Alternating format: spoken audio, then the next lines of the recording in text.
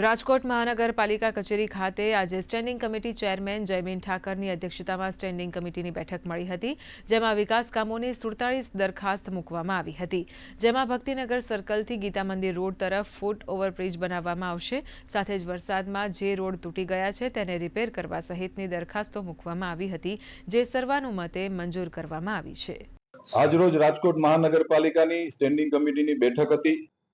કુલ 47 દરખાસ્તો હતી, એમાંથી 32 નંબરની દરખાસ્ત જે કર્મચારીનો પે સ્કેલ વધારવાની હતી, 12 વર્ષ કે 12 વર્ષથી વધુ જે ક્લાસ 2 ઓફિસર નો પગારનો જે સ્કેલ છે, બેઝિક સ્કેલ, એ વધારવાની દરખાસ્ત હતી। એમાં સંકલનની અંદર અનેક વિસંગતતાઓ અને પ્રશ્નો આવા હોવાના કારણે દરખાસ્ત પેન્ડિંગ રાખીને આવતી સ્ટેન્ડિંગ સુધીમાં એ દરખાસ્ત ઉપર પૂર્ણપણે તપાસ અને ચર્ચા વિચારણાના અંતે નિર્ણય કરશું। બાકી 47 દરખાસ્તો આજની સ્ટેન્ડિંગમાં અમે લોકોએ મંજૂર કરી છે।